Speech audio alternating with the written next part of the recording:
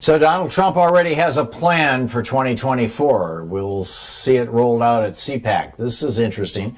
Check this out. Leave your comments, ding the bell, share it with your friends, and subscribe to our channel. He was I think the keyboardist with canned heat, froze to death in his house in Austin as a consequence of Republican Governor Greg Abbott and all and the Republican leadership of the state of Texas wanting to have this kind of go-it-alone energy policy. You know, we don't need no stinking regulations, pulling out of literally the United States. Now, this was long before Abbott was governor, but, it's been maintained year after year after year. And as a result, literally, people froze to death, including this guy from Canned Heat. I mean, it's just terrible, terrible. But now that Mercury retrograde is over, the Supreme Court has woken up and done some nice things. They said to a grand jury in New York City, sure, you want to see Trump's taxes? No problem. This goes back to October of last year when Trump took this to the Supreme Court. He's been fighting this now for years. And then the Republicans wanted the Supreme Court to look at their claims of so-called voter fraud in Wisconsin. And the Supreme Court said, nah, there's nothing to see here. Forget that. And they wanted the Supreme Court to take up their so-called voter fraud case in Pennsylvania. And the Supreme Court said, Republicans, take a walk, take a hike. Ain't going to happen. So what's going on now? Well, Donald Trump has apparently laid out a ruthless plan to stomp out democracy in 2024. That was my headline on Saturday over at Medium.com. Trump's ruthless plan to stop out democracy. And what it is, I was predicting, now this was day before yesterday, I was predicting that Donald Trump at the CPAC conference, which is either at the end of this week or early next week, or this coming next weekend. I think it's this coming next weekend.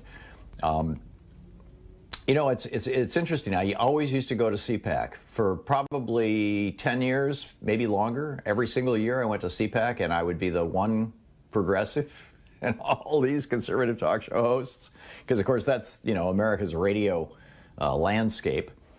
And, it was always interesting, but the last couple of years haven't made it. It's just, it's turned into crazy town, It's just like, but maybe once CPAC is going on, we can get some of these folks back on and see what they're up to. But anyhow, I was predicting on Saturday that Donald Trump would use CPAC to declare his candidacy for president in 2024. And I pointed out that there's a whole bunch of upsides to Trump for this. The first, if they go after him the way they put Al Capone in prison. Al Capone was responsible for all kinds of crimes, bootlegging, murder, conspiracy to murder, theft, robbery, beating people, extortion, blackmail, you name it. Al Capone did it. But all they could ultimately nail him on was tax evasion, income tax evasion. And that's what he went to prison for. Well, Cyrus Vance in New York City is going after Donald Trump for the same thing. So if he's running for president, when Vance, who is a Democrat, comes after him, or Letitia James, the Attorney General for the state of New York, comes after him, or, pretty much anybody else who isn't a Republican even if they're a Republican, comes after him, he will be able to say, he'll be yelling and squealing that, it's just partisan. They're just coming after me because they don't want me to be president. They're coming after me because they're Democrats, or they're coming after me because they're Republicans who want to be president or want their favorite person. They want Lindsey Graham to be president. They want Ted Cruz to be president. They don't want me to be president, and that's why they're coming after me. So, number one, he gets an excuse, which, Trump's entire life, he's never taken responsibility for anything. He always blames other things on other people. So, number one. Number two, if he declares that he's running for president, or even strongly implies it, he'll be able to begin raising money again in a big way.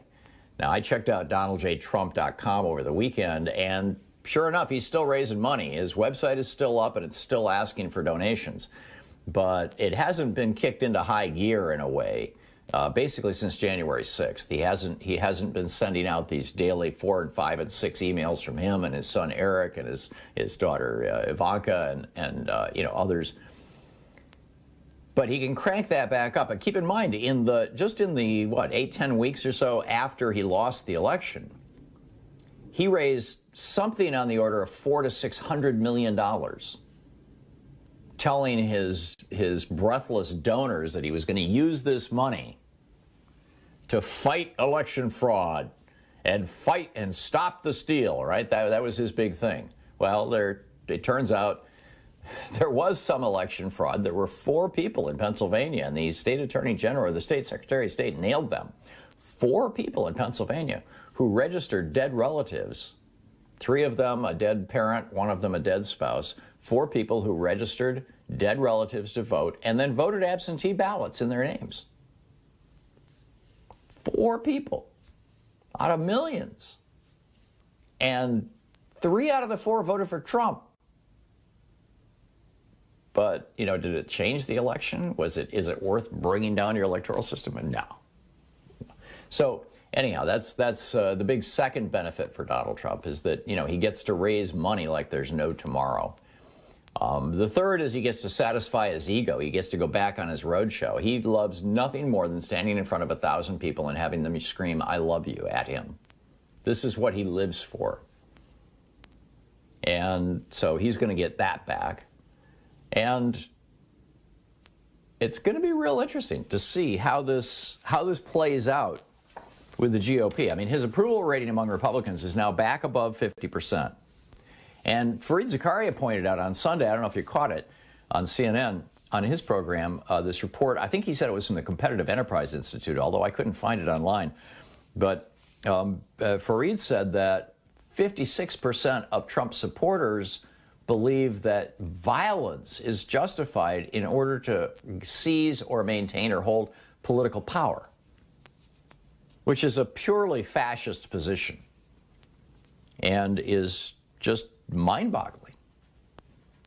By the way, that $400 to $600 million that Trump raised after he lost the election, in addition to the, he raised $1.2 billion, I think it was, during the 4 years of his presidency for his run for re-election. Well, Jared Kushner and Donald Trump created a little private corporation and funneled between $400 and $600 million out of that into this corporation. Nobody knows where that money went.